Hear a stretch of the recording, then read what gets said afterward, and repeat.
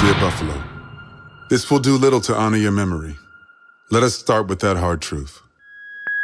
This will do little to honor your martyrdom at the evil clutches of the likes of Peyton Gendron and Dylan Roof.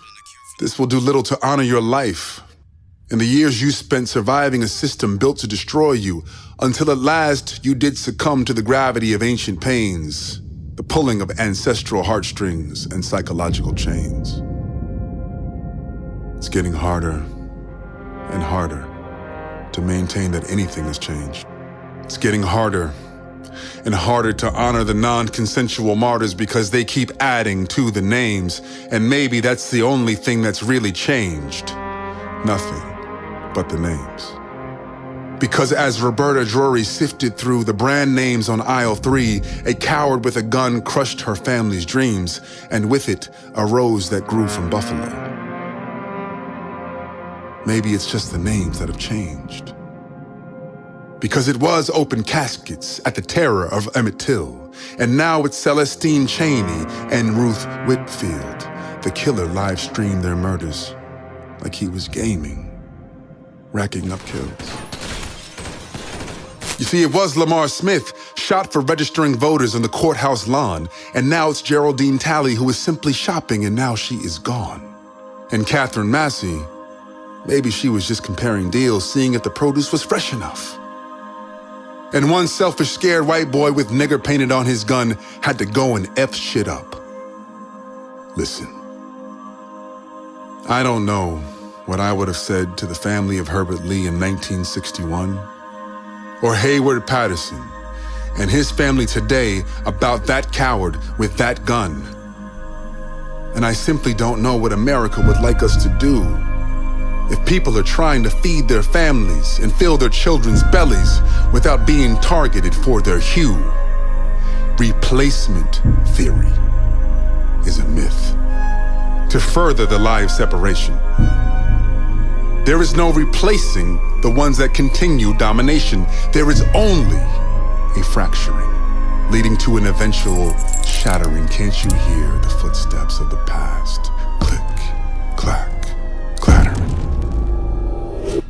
You see, it was Virgil Lamar Ware, riding on his brother's handlebars, and now it's Pearl Young and Aaron Salter who are gonna need coffin handlers, pallbearers. See, you don't all scare us, but you're not doing anything about the ones that do. And those of us that are suffering, they deserve so much more. More than their deaths being the latest tragedy of the American Civil War, which did not end like we were taught, which did not end in the way that we thought.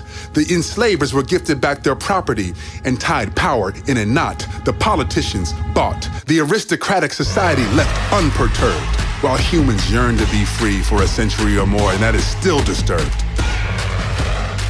The North never dictated terms to the South. It just gave them their guns back and told them to close their mouths and do whatever it takes to keep an exploitable labor force. Not quite a human, just above a horse. Well, we don't want to know that, of course. Just do whatever you gotta do. We got your back. Treat them however you want. Shoot them while they're praying, and we might even take you to Burger King for a snack.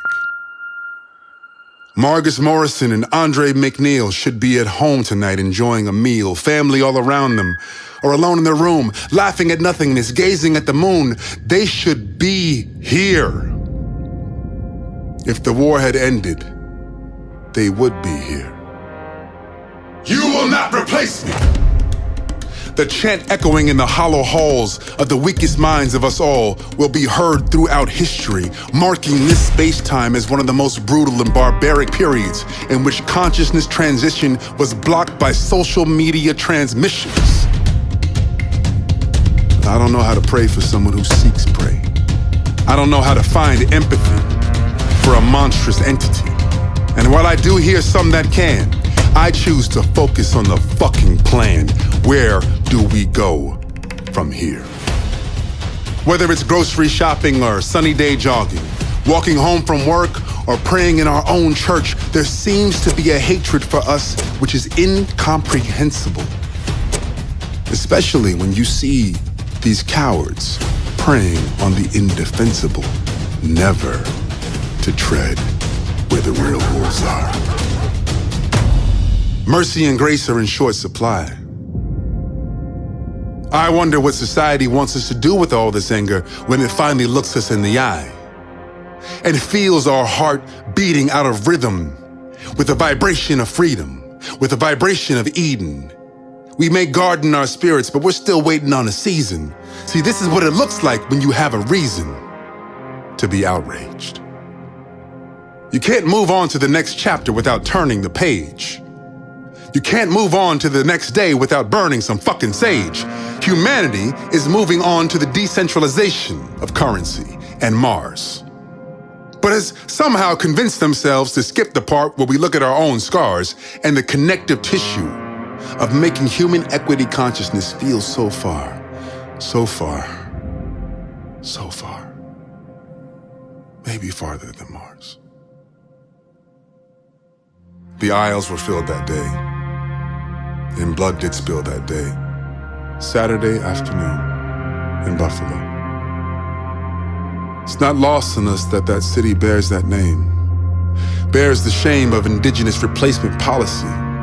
The very name cries out for the Native American people's homily, the symbol of their unfortunate demise. Entire cultures wiped out right before our very eyes, and right before our very eyes, a monster with a pistol on his very hairy thighs, hate and weakness in his very wary eyes, but a steady enough aim that day to take what should have been just another Saturday in Buffalo and give it a date and a name. I fear that we will always have this problem. I fear that we will always have this shame until we as fellow countrymen start fighting for one another in the same way that we do Ukraine. If you can see yourself in someone halfway across the world who speaks a language that you can't understand, why is it so difficult for you to see yourself in Christopher Braden, Jennifer Warrington, and Zaire Goodman? Black body swinging from the summer breeze, strange fruit laying in aisle 3. Enough is enough.